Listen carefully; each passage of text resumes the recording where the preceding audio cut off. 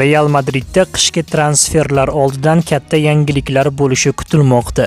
Bugun asosan transfer haqidagi yangiliklarni sizga taqdim etamiz. Demak, siz tayyor bo'lsangiz, unda videoga like bosing, kommentariyada ko'rsatilgan silka orqali Telegram kanalimizga obuna bo'lishni unutmang. U yerda siz Real Madrid gollarini tomosha qilishingiz mumkin bo'ladi. Demak, tayyor bo'lsangiz, unda biz boshladik. Real futbolchisi uchun APLning 3 ta jamoasi kurashmoqda. Real Madrid yarim himoyachisi Eduardo Camavinga faoliyatini boshqa jamoa safida davom ettirish haqida o'ylamoqda. Bu haqida Fijais nashri xabar berdi. Manbaning yozishicha, fransiyalik futbolchiga APLning 3 ta top klubi qiziqish bildirmoqda.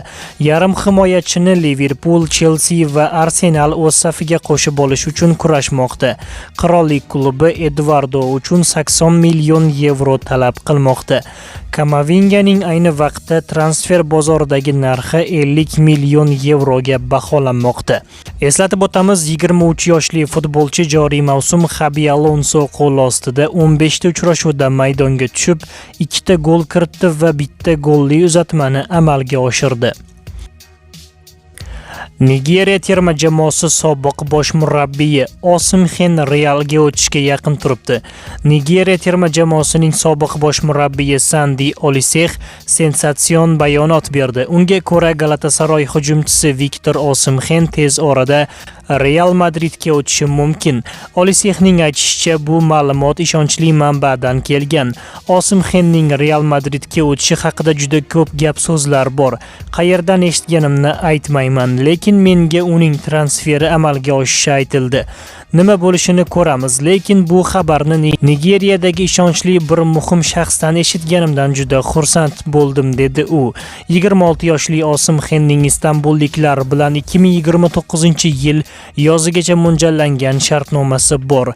Transfer market uni 75 million yevroga baholamoqda. Osimhen joriy mavsumda 13 ta o'yinda 9 ta gol urishga erishdi. Realga oltin to'p sohibi kerak emas. Real Madrid Manchester City futbolchisi Rodrini sotib olish fikridan voz kechdi. Ispaniyalik yarim himoyachi o'tgan yilning sentyabr oyida Hojsimon payidan olgan jarohatidan keyin hamon optimal sport formasiga qayta olmayapti. Transfer News Live nashri bergan xabarlarga ko'ra, qaymoq ranglilar aynan shu sababga ko'ra Halbekni sotib olish fikridan qaytgan. Xabarlarga ko'ra, qirollik klubi Crystal Palace futbolchisi Adam Uorton va Az Alkmaar futbolchisi Kes Smithni kuzatib bormoqda. Transfer market portali Uortonni 60 million yevroga, Smithni esa 22 million yevroga baholamoqda. Ma'lumot uchun, madridliklar joriy mavsum La Ligada 36 ochko bilan ikkinchi pog'onani band etib turibdi. Kylian Mbappe joriy mavsum 3-bora Realda o'yinning eng yaxshi futbolchisi deb topildi. Hujumchi Kylian Mbappe yana bir bora Realning oy yakunlari bo'yicha eng yaxshi futbolchisi bo'ldi.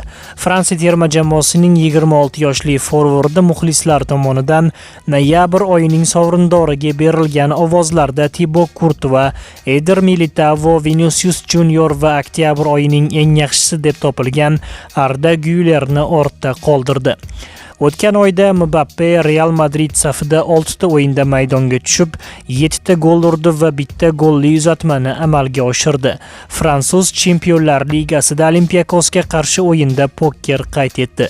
Eslatib o'tamiz, Kylian avgust va sentyabr oylari yakunlariga ko'ra Madridning eng yaxshi futbolchisi sovrinni qo'lga kiritgan edi.